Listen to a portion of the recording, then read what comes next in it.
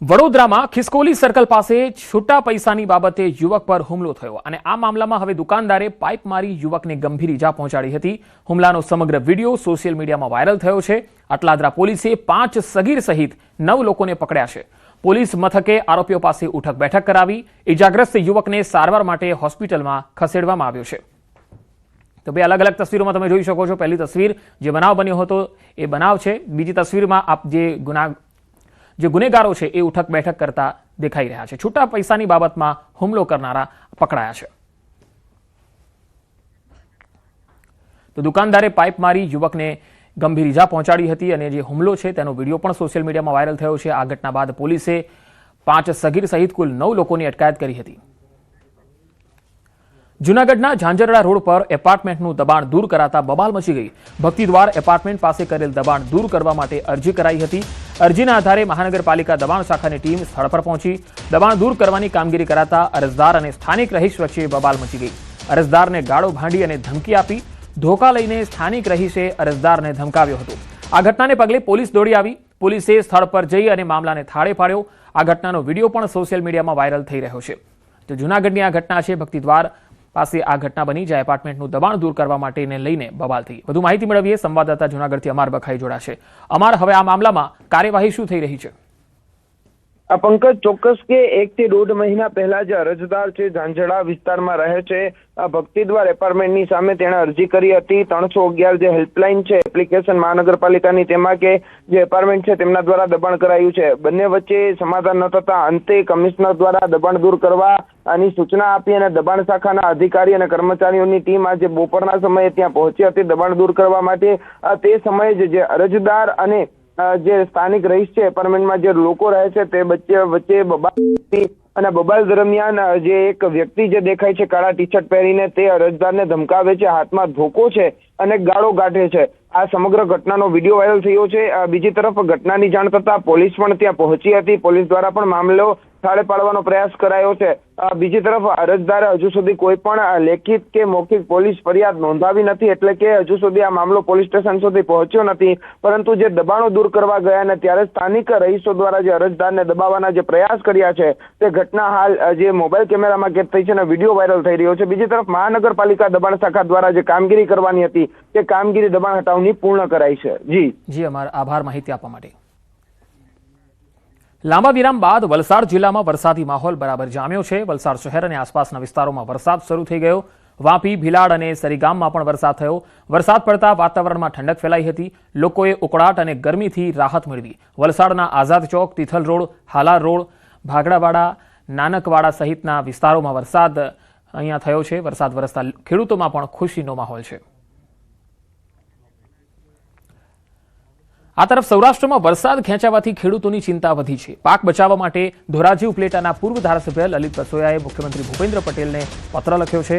અલ નીનોની ભયંકર અસર અને વરસાદની અછત વચ્ચે રાજ્ય સરકાર પાસે મોટી માંગ કરી છે। વિજ્ઞાન અને આધુનિક ટેકનોલોજીનો ઉપયોગ કરી સૌરાષ્ટ્રમાં તાત્કાલિક ધોરણે કૃત્રિમ વરસાદનો પ્રયોગ હાથ ધરવાની રજૂઆત કરી। લલિત વસોયાનો દાવો, હાલ સમગ્ર સૌરાષ્ટ્રમાં વાદળછાયું વાતાવરણ છે। જો સરકાર અત્યારે કૃત્રિમ વરસાદનો પ્રયોગ કરે તો વરસાદ થવાની અને સફળતા મળવાની પૂરી શક્યતાઓ છે। મગફળી, કપાસ, સોયાબીન અને તુવેર જેવા ઊભા પાક નિષ્ફળ જવાની ભીતિ છે। જે ખેડૂતો પાસે કૂવા કે બોરની સગવડ નથી તેમના પાકને બચાવવા સરકારે તાત્કાલિક નિર્ણય લેવો જોઈએ તેવી પણ તેમણે ઉગ્ર માંગ કરી છે।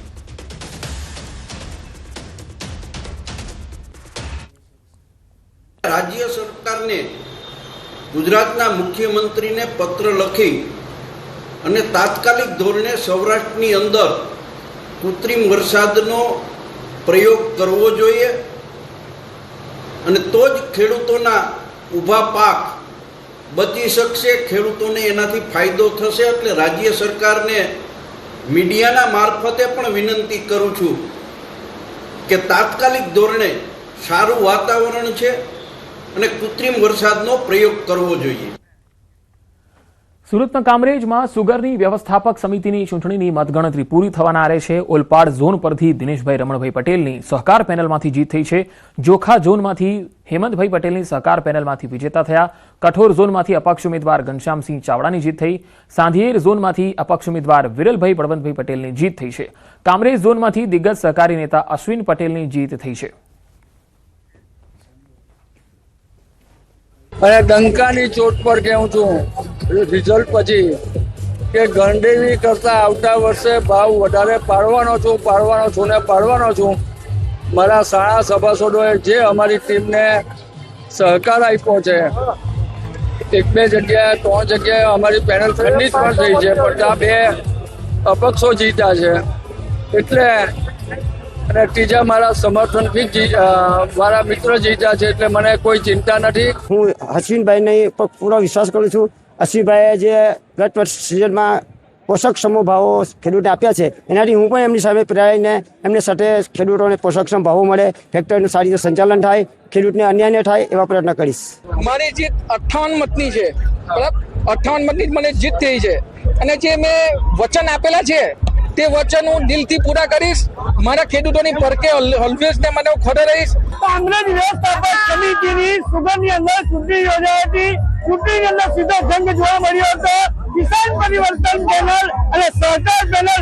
પરંતુ આ મતદારો અને સભાસદોએ હાલ પરિવર્તન નહીં પણ પુનરાવર્તન કર્યું છે. ચોક્કસપણે કહી શકાય છે, દ્રશ્યમાં જોઈ શકો છો કે સહકાર પેનલના સભાસદો અને કાર્યકર્તાઓમાં ભારે ઉત્સાહ જોવા મળી રહ્યો છે. અને સહકાર પેનલની હાલ લૌકિક લોકશક્તિઓ જે જેમની અંદર સહકાર પેનલના જે તાજેતરના નિશાન ઉપર જે ઉમેદવારો ઉભા હતા એ વિજેતા ઘોષિત થવા પામ્યા છે. ખાસ કરીને વાત કરવામાં આવે તો 2 અપક્ષ અને કિસાન પરિવર્તનના ઉમેદવારો હાલ જીત મેળવી છે. અશ્વિન પટેલની અધ્યક્ષતાની અંદર સહકાર પેનલમાં જે ચૂંટણી લડાઈ હતી એ સહકાર પેનલની આ મજબૂત સફળતા પર હાલ જોવા મળી રહી છે. ન્યૂઝ 18 ગુજરાતી, કામરાજ, સુરત. જૂનાગઢમાં દીપડાનો આતંક સામે આવ્યો. મગફળી સંશોધન કેન્દ્ર પાસે દીપડો દેખાયો. ઈવનગર રોડ પર આવેલું છે મગફળી સંશોધન કેન્દ્ર. અવારનવાર સિંહ દીપડાની અહીંયા અવરજવર રહે છે. દીપડાની લટારનો વિડીયો સોશિયલ મીડિયામાં પણ વાયરલ થયો. દીપડાની લટારથી ભયનો માહોલ પેદા થયો છે. આ તસવીરમાં તમે જોઈ શકો છો દીપડાની લટારનો આ વિડીયો છે જે ખૂબ જ વાયરલ થઈ રહ્યો છે. જૂનાગઢમાં અવારનવાર અહીંયા દીપડા દેખાતા રહે છે, જેથી સ્થાનિક લોકોમાં ભય પેસી ગયો છે.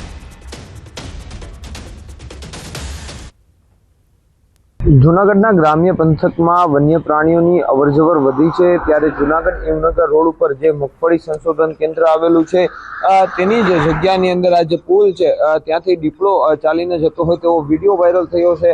અવારનવાર આ વિસ્તારની અંદર સિંહ અને દીપડાની અવરજવર રહેતી હોય છે, જ્યારે આ મગફળી સંશોધન કેન્દ્ર છે તેની આ જે પુલ દેખાઈ રહ્યું છે તે પુલ પાસેથી આ પતરા તરફ છે તે દીપડો આવી રહ્યો હોવાનો જે વિડીયો વાયરલ થયો છે, જેને લઈને અહીં જે અવરજવર કરતા લોકોમાં પણ ફફડાટ ફેલાયો છે. અને બીજી તરફ આ દીપડાને પકડી લેવા અને ખાસ કરીને દીપડાને જંગલ તરફ છોડી દેવાની માંગ છે તે ઉઠી રહી છે. આ જે દીપડાની અવરજવર છે તે અહીંથી કૃષિ યુનિવર્સિટીની જગ્યામાંથી પછી તે રહેણાંક વિસ્તાર તરફ પણ જતો હોય છે. ત્યારે હાલ આ વિડીયો સોશિયલ મીડિયામાં દીપડાનો વાયરલ થયો છે અને તેની સામે જે તે દીપડાને પકડવામાં આવે તેવી પણ માંગ છે તે ઉઠી રહી છે. અમાર બકાઈ ન્યૂઝ 18 ગુજરાતી, જૂનાગઢ. દાહોદમાં ખાનગી શાળામાંથી સરકારી સામગ્રી મળવાનો મામલો. પ્રાદેશિક કમિશનર અને જિલ્લા તંત્રની ટીમ દ્વારા તપાસ હાથ ધરાઈ. ફતેપુરાની ટચ ધ લાઇટ શાળામાંથી સરકારી સાહિત્યની સામગ્રી મળી આવી. કઈ સરકારી શાળામાંથી કીટ ખાનગી શાળામાં લેવામાં આવી હતી એ અંગે તપાસ ચાલી રહી છે. અધિકારીઓ કર્મચારીઓની સંડોવણી બાબતે પણ તપાસ શરૂ થઈ ગઈ છે. હાલ સીઆરસી કોઓર્ડિનેટર પૂર્વીબેન ઉપાધ્યાયને ફરજ મુક્ત કરાયા છે.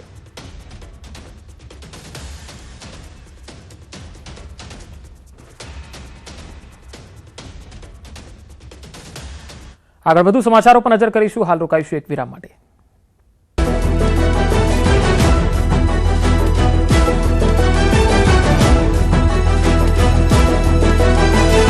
ગીર સોમનાથના ગીર ગઢડામાં શિકારની શોધમાં સિંહ પરિવારની લટાર કેમેરામાં કેદ. ગીર સોમનાથ જિલ્લાના ગીર ગઢડામાં મોડી રાત્રે સિંહ પરિવારે લટાર મારી. નવાપરા વિસ્તારમાં શિકારની શોધમાં સિંહ, સિંહણ અને સિંહબાળ આવી ચડ્યા હતા.